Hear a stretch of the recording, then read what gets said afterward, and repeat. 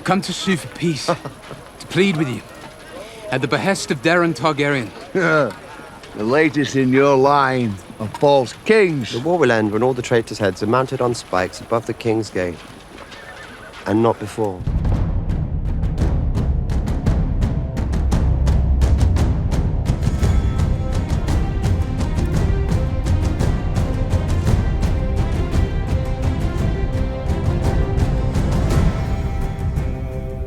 Welcome to the official Game of Thrones podcast, House of the Dragon. I'm Greta Johnson. And I'm Jason Concepcion, and the season finale is here. And woe to Tumbleton. Yeah, I mean, woe to a lot of people, really. Yeah. Today, we are talking about the finale of season 3 of House of the Dragon. It was written by Ryan Condal and T. Mikkel and directed by Andre Perec. And we are very excited to be joined on this podcast by none other than Emma Darcy, who plays Queen Rhaenyra Targaryen, and Matt Smith, the King Consort, who plays Prince Daemon Targaryen. And after that, we'll break it down with the writers of this episode, showrunner and co-creator Ryan Condal and writer T. Mikkel. Plus, later in the week, we will have a bonus episode with more conversations from the cast and crew about the finale. There's a lot to talk about right now, so let's just jump in. All the things you care about are ugly. This place is ugly.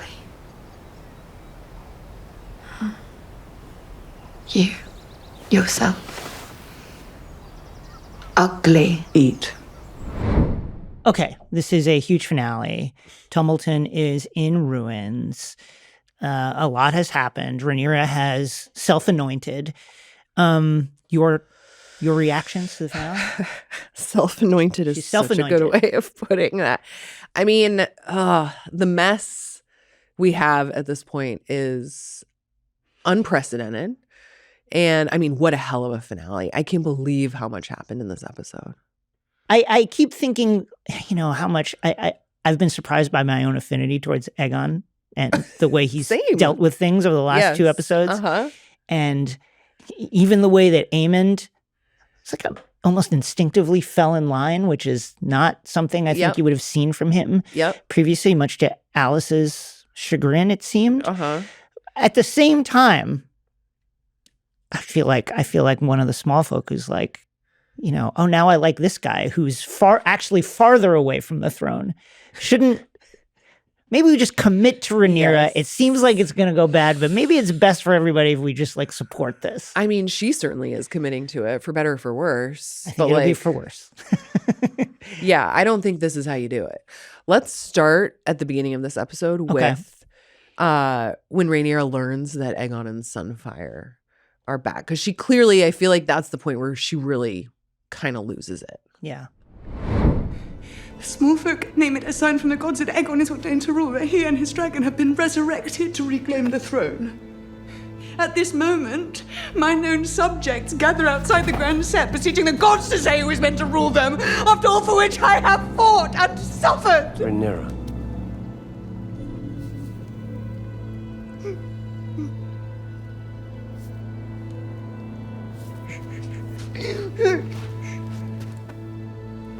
The lesser gods have no say in what is to come.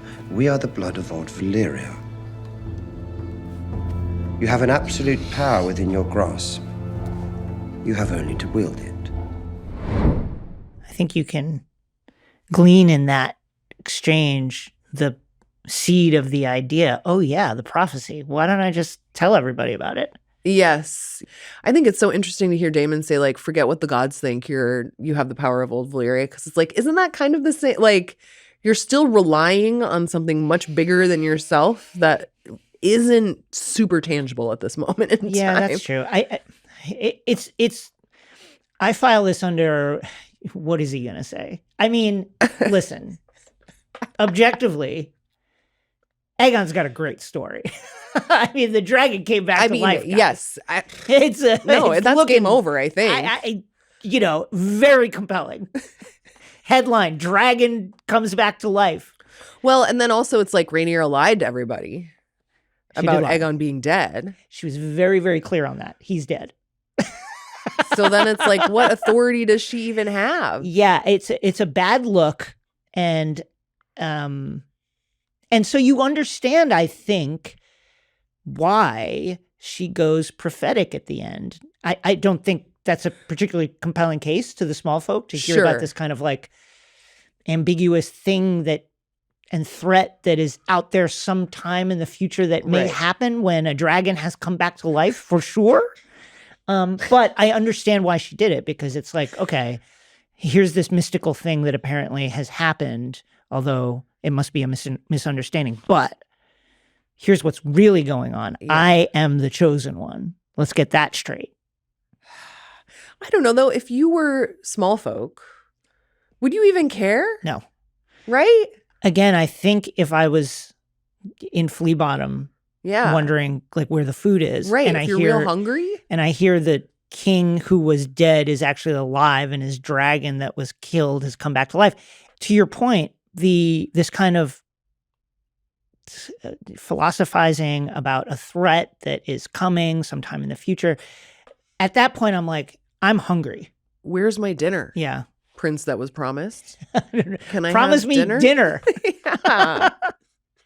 This finale also marks a new phase in Rhaenyra's transformation, where she is finally psychologically willing to do whatever it takes, it seems. Right. Including reveal this state secret, essentially, the Targaryen secret to the masses in order to bolster her legitimacy to rule. Yeah.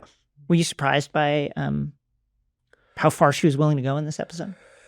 Was I surprised by how far she's... No, I think we've been leading up to this. I mean, I think we've seen repeatedly Rhaenyra trying to kind of like make the gentler choice.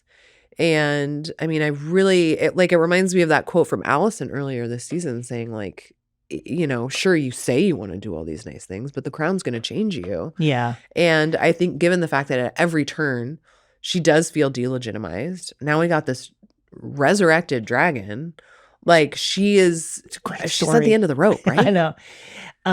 Yeah, and then she turns to Alan and says, who will rid me of this troublesome septon? Apparently Alan will do that.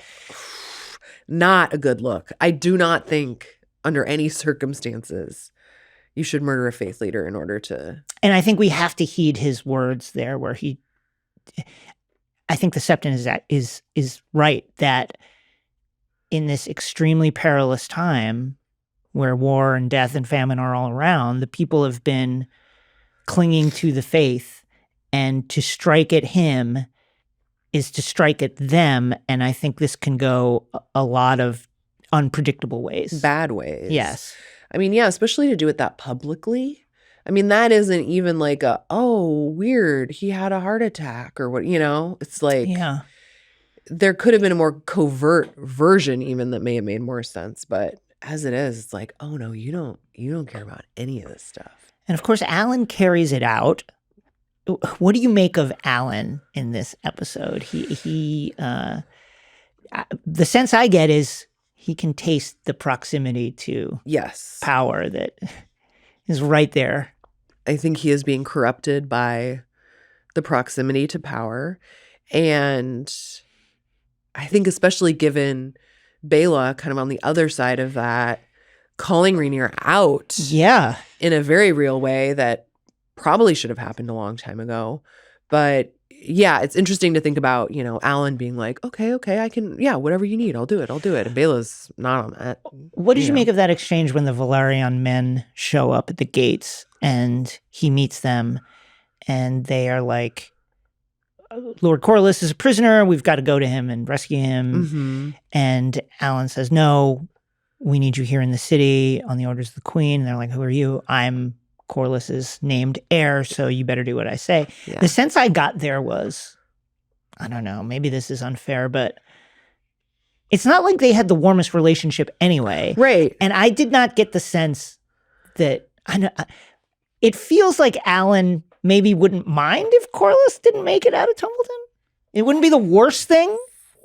Is that terrible to say about Alan? I mean, it's a tough one, but I think...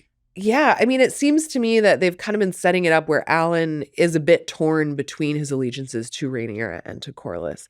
And to your point, given the lack of relationship he has had with Corlys and the trust he's been given by Rhaenyra. I get it. I mean, I still wouldn't kill a Septon for it. No. But I understand. I think he's being as strategic as he can be about where power is and what he can get out of it. Yeah, I think that's right. Let's go to Harrenhal. Yeah. Where things are... I think we learn a lot about Alice in this episode. Especially from the book lore point of view, eh? Yes. Yes. So apparently, if Alice is right in what she says, she is the queen of King Harren the Black. King Harren the Black was a raider from the Iron Islands who seized much of the Riverlands, made it his kingdom, built this huge castle that was then burned by Aegon the Conqueror. It's known that he had sons, so clearly he had a wife in the books, but she's not mentioned. We don't know her name. And apparently that's Alice. To connect some of those dots and fill in the blanks is really interesting. And the skincare routine. She looks great. Looks incredible. 100 years old? It's those moist climate. I think it's very moist in there. I think what was nice to see is the vulnerability for her opening up to someone. We haven't seen her do that. And it does make me think that these two really do have a connection. Yeah. That kind of meditation on loneliness. Here's why I don't want you to be alone, Aemond. I thought was very touching, and I think if not for the arrival of Aemond's previously thought to be dead brother and certainly appeared to be dead dragon, maybe these two kids could have worked it out long term. Who knows? So, Jason, ever since I saw episode 8 with Aegon showing up, the way he crouches over and yells at Aemond, I've been waiting for you to do an impression of that. I'm alive! I'm alive! That was great. It was so good. Oh my God, what a joy. It was really amazing. And I think I was more fascinated by Aemon's reaction because it seemed he did not ever speak about his feelings that he tried to kill his brother. Not that much, but clearly he regretted it.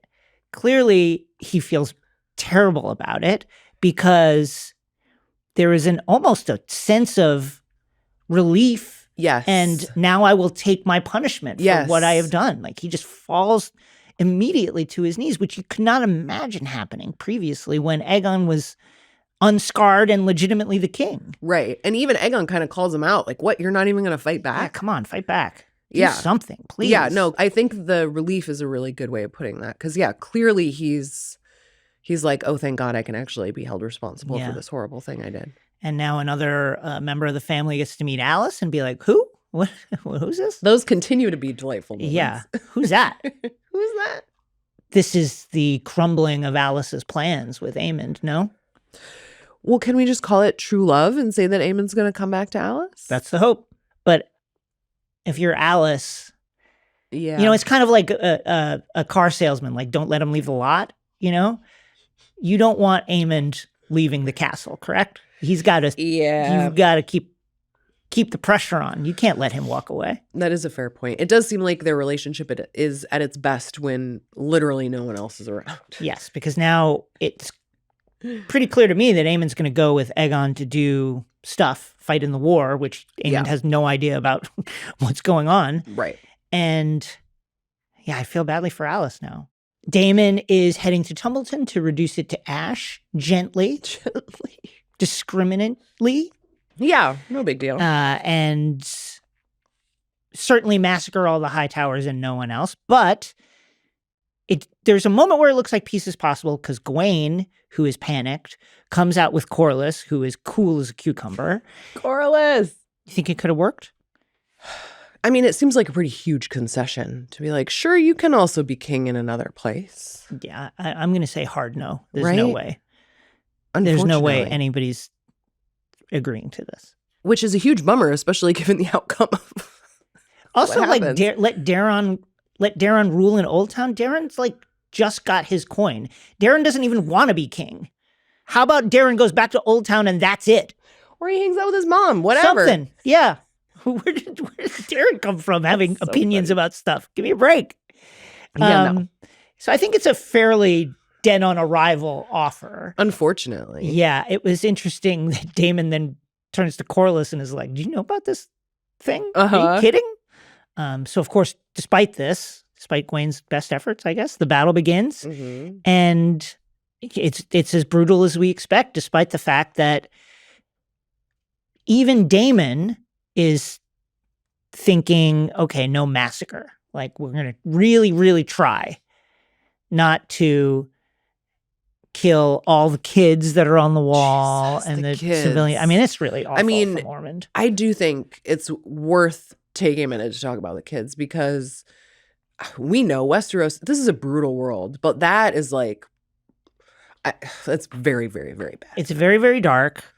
You know, it's interesting to see Ormond do this because, again, he is a person who has a much more refined sense of reputation and public opinion than like everyone around him. But just an absolutely ruthless, bone-chilling decision to do this. Truly ruthless. At this point, it's like, how much worse can things get? Is the question at this point in the episode, I think. Yeah, the only people having a good time are the Winterwolves, I think. That's true. They are clearly having a great time. And then Ormond's secret weapon is revealed. The reason he's been so confident before the attack. Mm-hmm.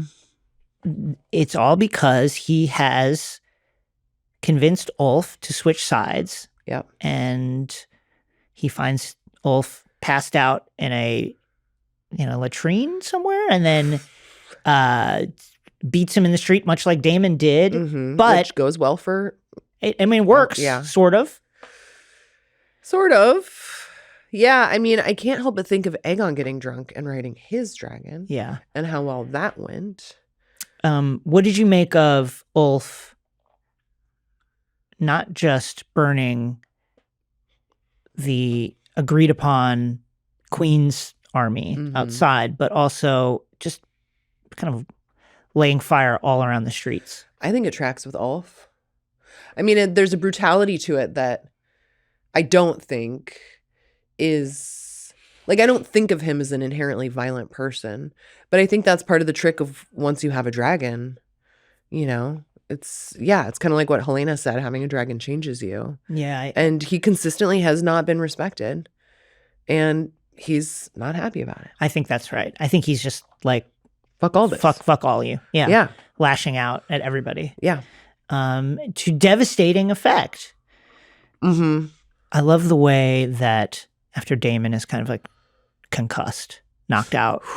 Yeah. We get this from his perspective kind of yes feel with the sound design and the visuals where it's just so confusing, you know, the kind of fog of war happening. It's so interesting to do that, like especially for such a complex battle scene where you really understand like where everybody's laid out and what's happening, and then to go into this moment where it's just pure confusion is so interesting.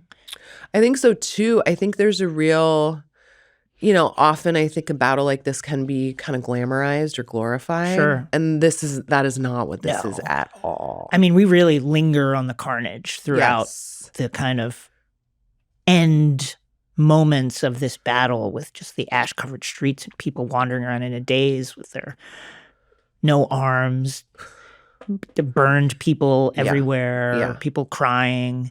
It was horrifying. And then, of course, Hugh discovers Kat's body. Oof, so sad. Yeah, it's really sad.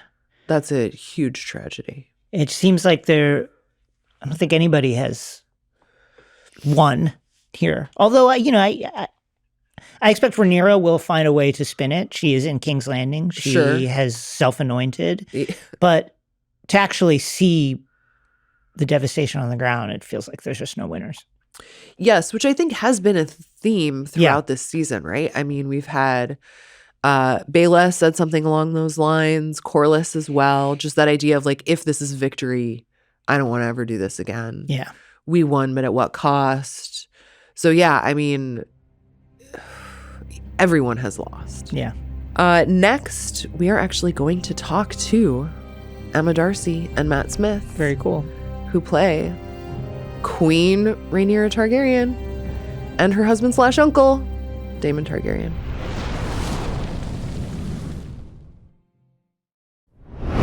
Matt and Emma, thank you so much for joining us. We're very excited to have you both. Yeah. Thank you. I want to start with a moment from earlier in the season. Aww.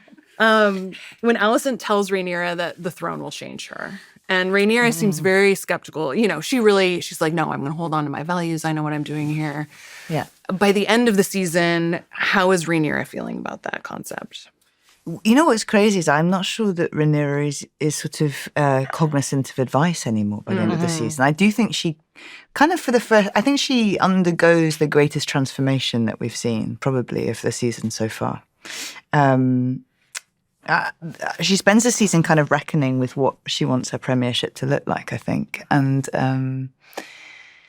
by the end of the series, I think her beliefs about what a kind of what a populace needs from a leader, I think, have radically altered. I think she starts by sort of trying to dismantle some of that kind of feudal hierarchy, and I think her attitude is one of kind of trying to promote an idea of sameness. You know, your concerns are my concerns. I'm a sort of people's leader, and I think by the end of the series, I kind of think she's let that idea go entirely, and she's sort of subscribed to something much more authoritarian and something of the kind of Targaryen demigod. There's something kind of interesting, I think, in that speech that she delivers in episode 8, and the kind of regalia that she comes out in. It's, you know, it's proper kind of like fascist image making. It's like, and that image says we're not alike at all. You know, the sort of the leader that is heralded like a god kind of states that their will is absolute and that they know, you know, that they know best, whatever. I think, yeah, Alicent's wisdom of her father, I think a lot of that's fallen away by the end of the series. Matt, how do you think this proximity to power has changed Daemon over the course of the season? Well, in a way, he's always been so close to it his whole life. He was born into it. He was so close to it with his brother. So I think he feels quite at home. I think he feels a real sense of belong. I think actually he feels more alien when he's not really close to the seat of power. And I think he feels back on the mantle that he's meant to be on. As yourselves, Matt and Emma, talking to your characters. Oh yeah, here we go. What advice would you give them on their approach to ruling? I think interesting. I would advise Rhaenyra to keep asking questions. I think there's a black and white thinking, a sort of lack of nuance that emerges as the season progresses. But what's hard is that I understand that there's a ruthlessness required. I sort of understand that. I get that. Like, it's impossible to do it any other way. I think so, but. But remaining curious, I think, is a kind of is crucial if one isn't to fall into kind of authoritarianism.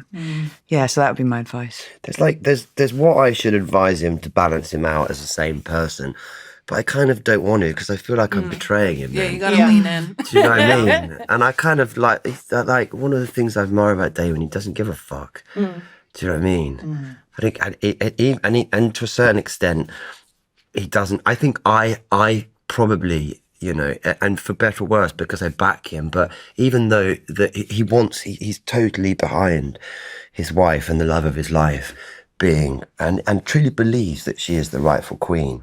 But also, it's not in a private realm in his life. He doesn't that doesn't fucking bother him, you know. And I think, and actually, it's this. To be too subservient about it and to try and sort of iron him out and polish him into a better version seems at odds with who he is. Unfair, yeah. Unfair. I know that sounds weird. No. I like his jagged edges. Something that is so amazing to watch both of you do so well is speaking in High Valyrian. What is that like? What is the process like of learning those lines in this language that exists but also does not exist? We have different processes, don't we, darling? Well, darling, you know. but we both, we do have different processes. I'm a real listener. I'm a good listener when it comes. No. Do you know what? I love the muscularity of. I'll be honest with you. When I get it, I'm like, fucking hell, what?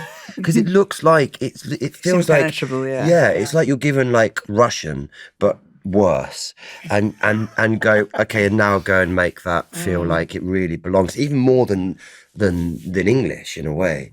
Yeah, I think that's the sort of challenge. More than, I mean, obviously there's like a sort of technical element and getting it in, and the learning is actually a crazy thing because I really it makes me realize how much the brain is hardware, because I can only learn so much in a day, and I'll come up against the sort of the barrier of hardware. Anyway, but there's that beautiful moment when you wake up the next day and re-look at it, and you're like, oh, I remember it.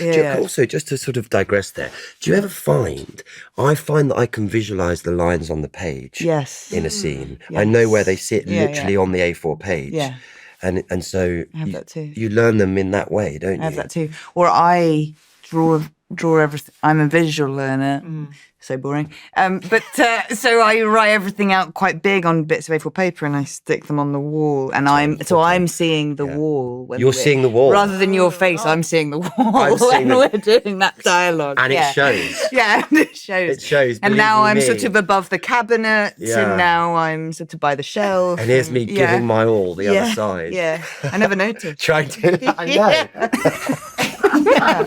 But then you get into the actual muscularity of speaking it is really enjoyable. But it is wildly, it is a leap of faith every take. Totally. Because you don't, sometimes and what I've learned is you've just got to not worry about what comes out and trust that it's going to come out a bit. Yeah.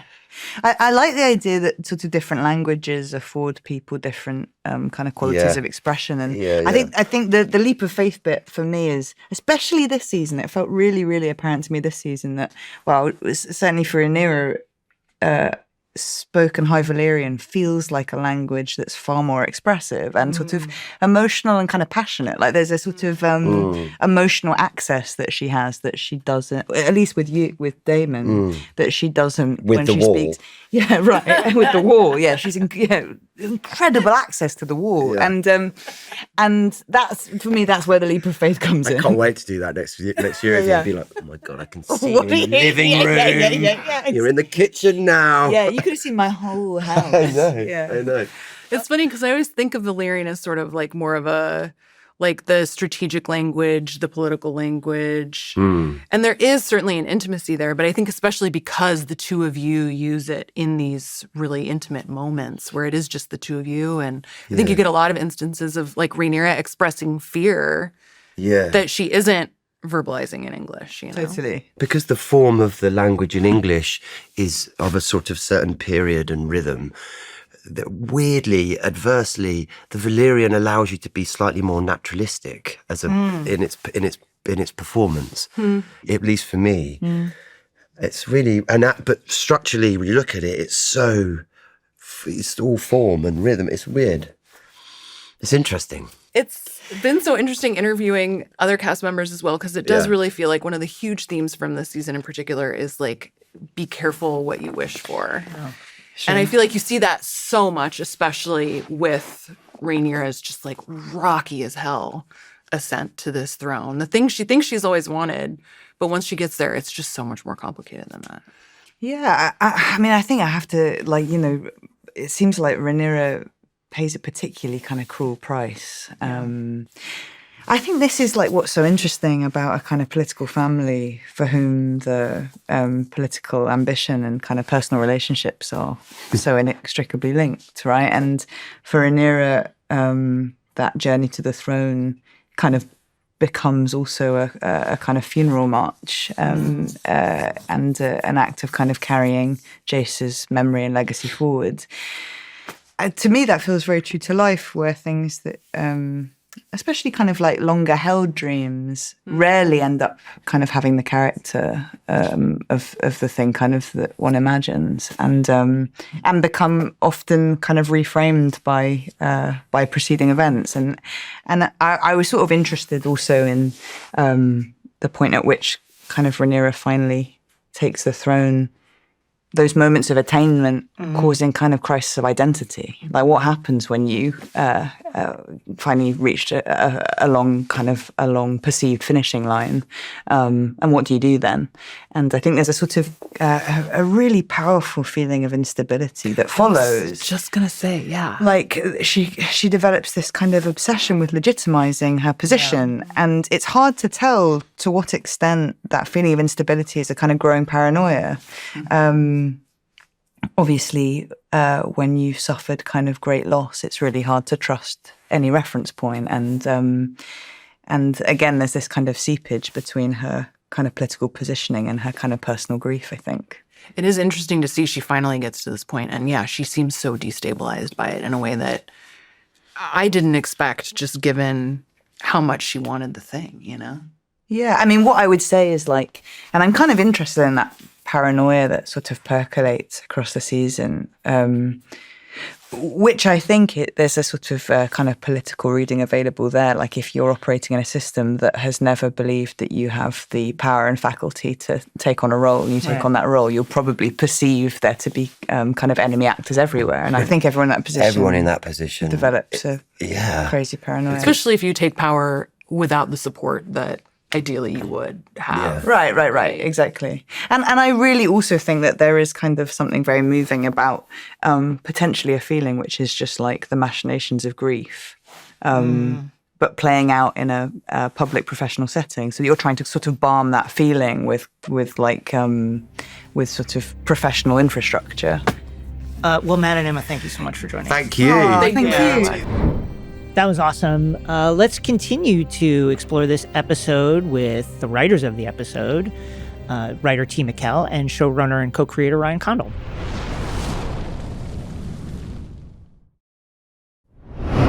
Ryan and T, thank you so much for joining us to discuss the smashing season finale. Thank you for having us. Hello.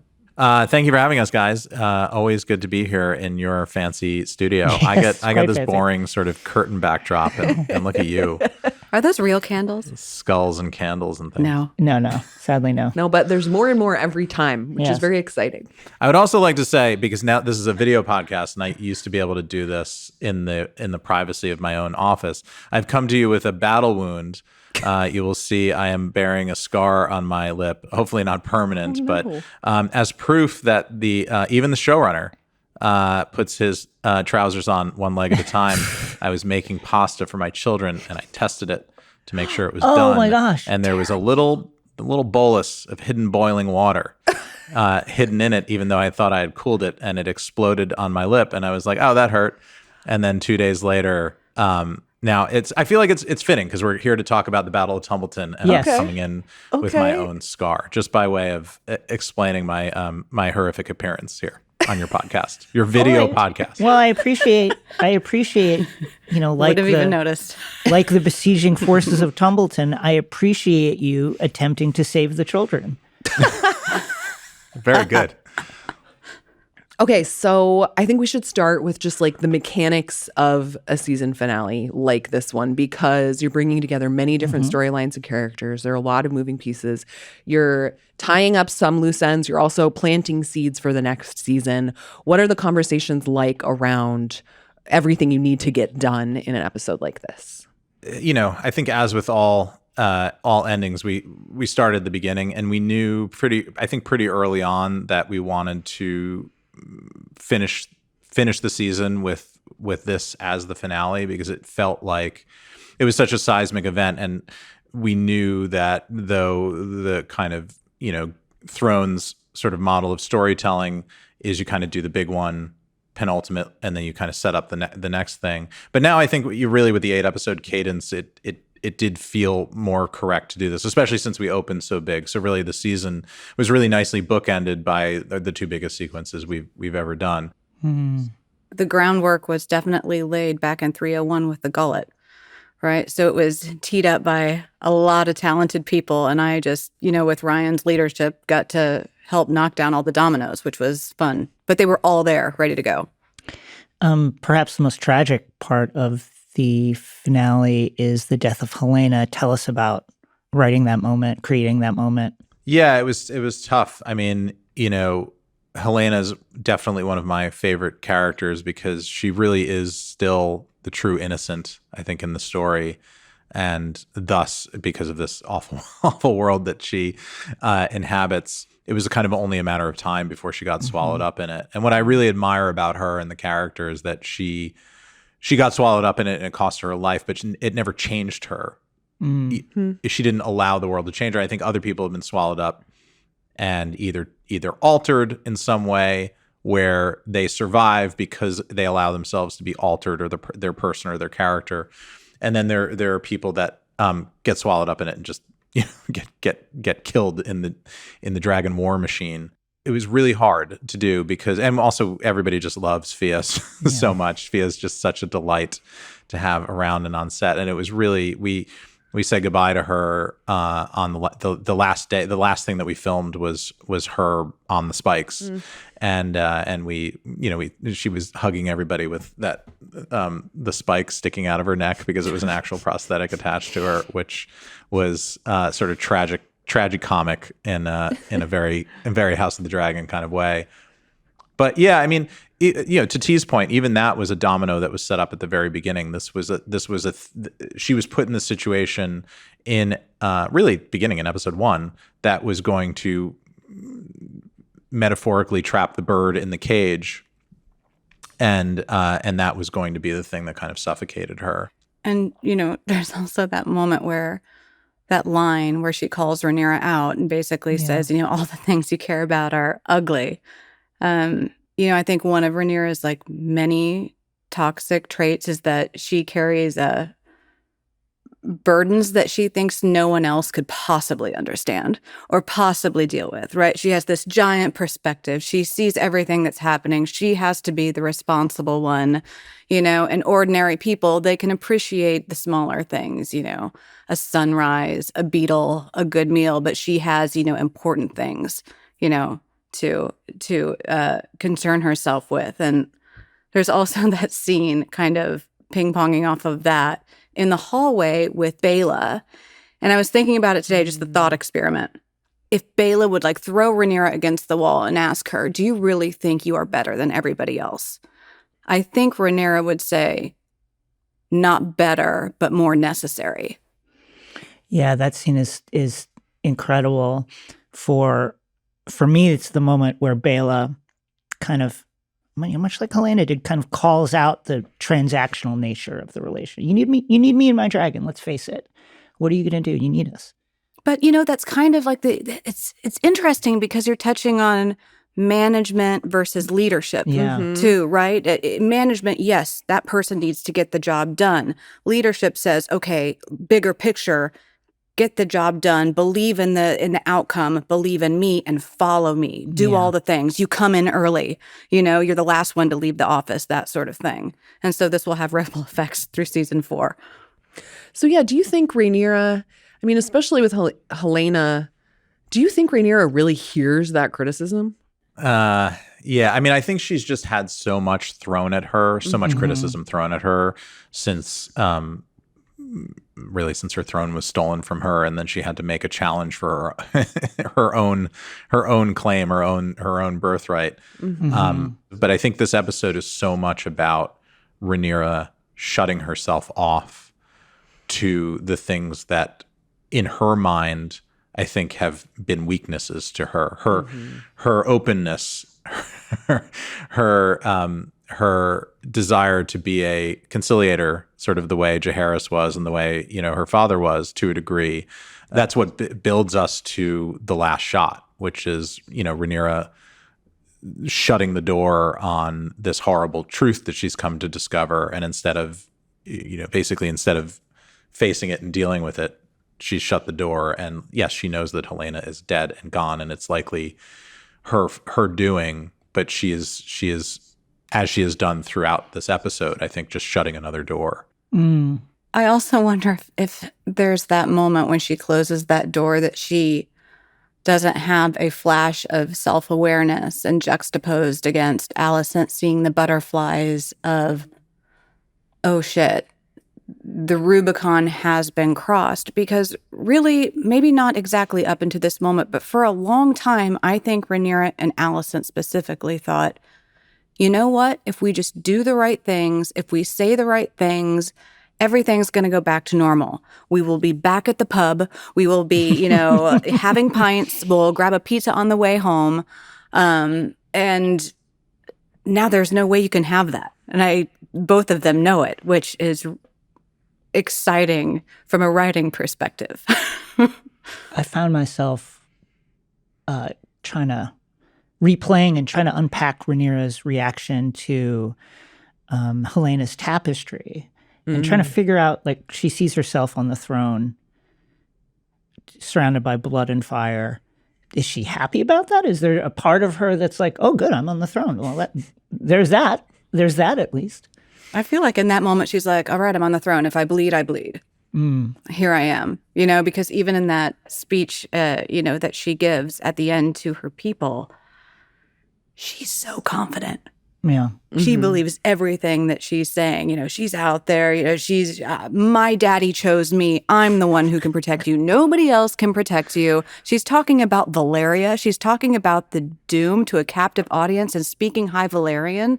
And they're like, ma'am, this is a Wendy's. Yeah. So I think it's like, it depends on your POV, like from her perspective, because she doesn't know what's happened at Tumbleton, right? In that moment, right? She's there like, I'm in control. Daemon is ending this war. Everything's going to be fine. This is going to be over, wrapped up in a nice little bow. And then if you're in the audience, you're like, this bitch is crazy. I feel like King's Landing is really a Shake Shack sort of place. I think Wendy's is more of like kind of a maiden pool situation. Just my opinion. Rhaenyra's speech in front of the Sept is so striking because here we really see her embracing the kind of prophetic, messianic vision of her rule as a way to bolster herself, yes, but also to combat the narrative that has risen around Aegon, his return, Sunfire's return. Tell us about creating that moment, because it's so intense. Well, her plan was really to just get the High Sept to like manhandle the High Septon into anointing her, as if that would change. You know, Aegon's not Jesus. I'm Jesus, and we're gonna have the High Priest. You know, show that, demonstrate that by, you know, crowning me essentially in front of all the people, as if that would fix it. And then she instead of giving them their religion, she gives them her religion, right? The plan was for the Septon to come out and do the anointing with the oils and all that we saw happen to Aegon at the end of season 1. And instead she basically gives them the Church of Old Valyria. There's a real menace. There's like an implied menace to it that is very alarming, because it's no longer like, oh, I'm here for you, I'll figure out how to feed you. It's like, there are so many terrible things that could be happening to you if it weren't for me right now. You know, I'm not a monster, they're the monsters. Trust me. At the same time, to try and defend her a little bit, she did try and be the conciliator, the kind of empathic a ruler. I mean, she did set up her Master of Coin to be the explicit fall guy for various faults, but at the same time, none of it seemed to be working. So is Daemon right that on some level the kingdom needs a strong hand, that it only respects strength? I'd say, yeah, there's a strong argument for that. And, you know, even in Daemon has this line, you know, her moral authority must be upheld. And Black Alley kind of gives him that sounds boring. I was thinking about it today. I was like, you know who Rhaenyra really could use right now is Otto Hightower. Or even Larys. Just like, bitch, just sit still. Don't do anything. Be calm. Rest. No speeches. Definitely no High Valyrian. Oh, God. Yeah, I mean, I think that Rhaenyra has learned through the course of her 3-season experience so far in the Dance of the Dragons, that whether a king needs to show power, I think is up to strength and power only is up to interpretation. I think she's learned that she needs to show it. because she almost has to overcompensate for her sex by because people just don't take her. Individuals do, but people writ large do not take her seriously in this role. So she has to lead with strength, the thing that Daemon has been coaching her up to do. So who can Rhaenyra turn to now? She is kind of steadily alienated all of her allies. She has, gone against Baela, gave her a dressing down. She has fired Mysaria, given her a nice severance, although I think the fact that there's gold in the capital will be a surprise to the small council. Corlys on the outs. Daemon is, tight, but can she trust him? So who can she depend on in this moment? The ghost of Otto Hightower. Jason's a Rhaenyra, a season 3 finale Rhaenyra apologist. Yeah, and T is an Otto Hightower apologist. That's what we've learned from this podcast. No, I mean, I think, Jason, so much of this episode is, and this is what T and I talked a lot about in the sort of breaking of it and then the writing of it. So much of this episode is Rhaenyra finally doing the thing that Daemon wanted at the very outset, which is throw in with me. It's not. With the end of season 2, Daemon, we fight for our queen. He had everybody kneel to her. He said, it's about you. And the way that he manifested that mission in this season was by every fiber of his being is focused on putting her on that throne and killing anybody that stands in the way. And he's telling her that, ride with me. We don't need anything else. It's you and me versus the whole universe. We actually don't need anything else. And it's the thing that she understands that she needs Daemon at her side, but she's trying to kind of keep her feet in the Viserys pond and the Daemon pond. And Mysaria, obviously Viserys is dead, but Mysaria is drawing Rhaenyra over to the human things, the human qualities that made Viserys such a beloved king, but also so flawed as a king, and only a king that's only effective during peacetime. And Daemon is drawing her to the Daemon side. He's like the dark half, trying to not make her a marauder and a murderer, but like it's uncompromising. You have to take on this uncompromising way about you to successfully rule, and to certainly in the situation that we find ourselves in, where we're at war with the Greens and your challengers. If your enemies are trying to win, you have to try to win too, no matter the cost. Keeping the moral high ground is tough when you are being morally blackmailed with children on battlements. Right. What do you choose? Like, it's also, just a lesson in like how fucking hard it is to be a leader. Like, what, Jesus, how do you win? How do you maintain optics? Was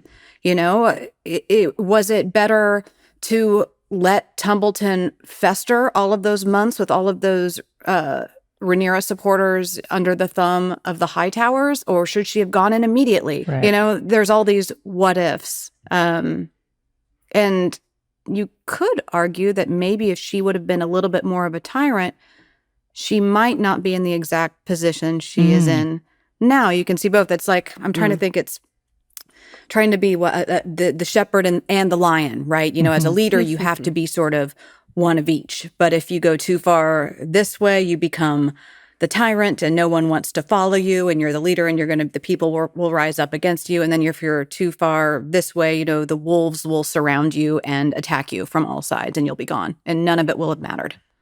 All the things that T is saying about weighing, you do wear a bunch of masks as a ruler and a sovereign, sure. And it's figuring out when to wear each. At what point. And I think the danger of where we see Rhaenyra going, and I don't know that she's completely gone over the edge, and there's no sort of nuance left. I'm not saying that, but certainly she has committed to a mask here in this episode, and it's definitely more lion than shepherd in this case. Let's talk about the Battle of Tumbleton. How much of Ormond's pitch do you think Ulf actually believes? when he's up there switching sides. He wants to believe it so bad, Jason. Yeah. He just wants to. Those are the words he's wanted to hear since the very beginning, and that's the brilliance of the way Ormond approaches him. Is he tells him exactly what he wants, and the thing that even Rhaenyra, who knighted him and took him out of the sewer essentially, and put him, made him a field marshal in her military. She still treated him like a peon. Yeah. Mm-hmm. And Ormond very wisely, even though it only briefly lasts, until Ormond is assaulting him in a on the shitter. Yes. On the shitter, when things don't go his way. But yeah, I mean, I think Ulf, he's so blinded by finally somebody sees me and sees the value in me, and this very handsome man with his very fancy army is treating me as an equal, and he just eats it up because it's what is missing from him. I don't know. I think that's it was a great surprise for the end of the season, but I also have to say, I think it makes total sense, and I completely understand why Ulf did it. I mean, he's been shat on this whole season. And here he is an asset. Mm-hmm. And if Team Black isn't going to see it, why not switch sides? What loyalty does he really have? It's time to transition to a free agency system, I think, is what we're saying. Yeah, Ulf was the expansion draft, I think. Wanted to ask about Alice and Aemond from this episode. There's the wonderful, incredible, spooky scene where Alice kind of lays out to Aemond her story of where she comes from. Is she being sincere when she spins the yarn that, it seemed to me that she was saying that she's the queen of the late King Harren the Black, former, the first and last, real resident of Harrenhal. Is she being real about that, or is she weaving yet another magic yarn? Who can say? Yeah, I mean, I think she certainly is very convincing. Yes, she is very convincing. But we've seen even Alice has been able to wear masks. Yeah. Through her time, and look, I certainly believe it when she says it, and I think Aemond believes it, but I think there are mysteries yet to be revealed about Alice Rivers. Ooh. And that's what we love so much about the way she's portrayed in the book, is because you're never in her head, and you're never in a character's head who's near her, because just the way it's written written as a history, and she's this character who sort of comes in and out of the pages, and seems like she's consistent, yet she is different depending on who is portraying her at what point in the history. And she's certainly a very, very savvy, very intelligent survivor. And we've seen the way that she presented herself to Aemond this season was much different than the way she presented herself to Daemon. And I think she's really, it's a great point. Really good at reading people and knowing what they need to know, or knowing what they need to hear in the moment. But the story of Alice Rivers and the story of Harrenhal is just, it's the Airbnb of Westeros, where just every week there's a new person. That's a terrible Airbnb. In my shit. Yeah. And it's very frustrating. I would love to hear what themes you're planning on exploring in season 4. But given where we are at the end of this season, the Battle of Tumbleton has just happened. Who do you think is winning at this point? I mean, no one's winning who was there. Sure. Mm-hmm. Very true. Do the coroners of Westeros have a union? Okay. I see where you're going. Business is going to be good. Yes, that's true. I mean, just the fact that this was essentially, this battle was set up as the Harlem Globetrotters versus the Washington Generals. Mm-hmm. Yes. And it's the one game in the 100 that the Generals pull out. Just in a way of like, maybe it was a tie in the end or whatever, but it's a victory for the other side, because it just should have been such an overwhelming victory. But I think the message with this, as with so many of the battles in this world, is that it's about cost. It's just the mounting cost of waging a war in a world where we have nuclear weapons. And it really is hard, even in the decisive victories, it's really hard to pull away and say there's a victor, because there's yet a war. Even after the awfulness of Tumbleton, there's yet more war to be fought. And all this is going to do is cause people to further entrench themselves into their beliefs and their sides and their divisions, and this just opens the gate to more and more depravity as the desperation grows. And I think that's what you'll see. That's what you'll see in season 4, is that this battle makes it so clear that armies of men just do not factor in this conflict when we have Vermithor and Silverwing and Vhagar and Sunfire and Caraxes on the board. This is quickly going to be about who has the dragons and which side are they on. Kristen Cole had it right. Sad Kristen Cole was very correct about his read on things. Ryan and T, thank you so much for joining us. This was fantastic. Yes, thank you. Thanks, so much, guys. Always a pleasure. And now, before we go, let's end with some parting words for the episode. Each week we share different parting words for the character that we believe needs to hear them. Who are you going to address in this episode? I think Roddy the Ruin. Roderick. You fought a hell of a battle, man. I did. The chanting, the fighting, hats off. Rest in power. That was amazing. You said you were going to die for your queen, and you died for your queen. Arms off. Yeah. I would like to speak to Mysaria the White Worm. Ooh. Congratulations. You get to leave. This is great for you. Maybe you can't see it now, but first of all, you're getting, apparently, if they honor the contract, which I believe they will, as long as you don't break your NDA,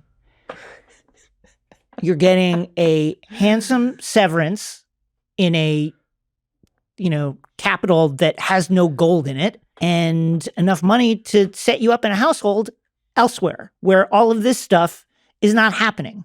Congratulations to you. Yeah. Get out of here. Yeah. I understand you wanted to see the speech. That's great. Now get on that wagon and skedaddle. Scram. Okay, that's it for this incredible season of House of the Dragon. You can now watch all of season 3 on HBO and HBO Max. And don't worry, there's so much more we wanted to talk about with this finale. So we have one more bonus podcast episode coming soon with some extra special guests. Yes, I am very excited for y'all to hear that one. If you like what you are hearing and watching, don't forget to leave a review on your podcast player of choice. And you can keep in touch with House of the Dragon and Game of Thrones on their social media handles. You can also watch us on Spotify, YouTube, and HBO Max. You can find me on Instagram at Greta M. Johnson, and you can listen to my podcast. Happy to be here. And you can find me on Instagram at NETW3RK, and you can also listen to me on the podcasts X-Ray Vision and Wait a Second. The official Game of Thrones podcast, House of the Dragon, is produced by HBO in collaboration with Same Boat Studios. This podcast is hosted by Greta Johnson and Jason Concepcion, who is also the show's producer. The executive producers for Same Boat Studios are Gabrielle Lewis and Barry Finkel. Our senior producer is Ben Goldberg. Our audio engineer is Hannes Brown. And our video editor is Stefano Sanchez. Our digital content producer is In-Sung Huang. And our studio engineer is Javi Cruces. Special thanks to Michael Gluckstadt, Allison Cohen-Sorokach, and Kenya Reyes from the HBO Max podcast team. Thanks for listening. See you soon for our bonus episode later this week.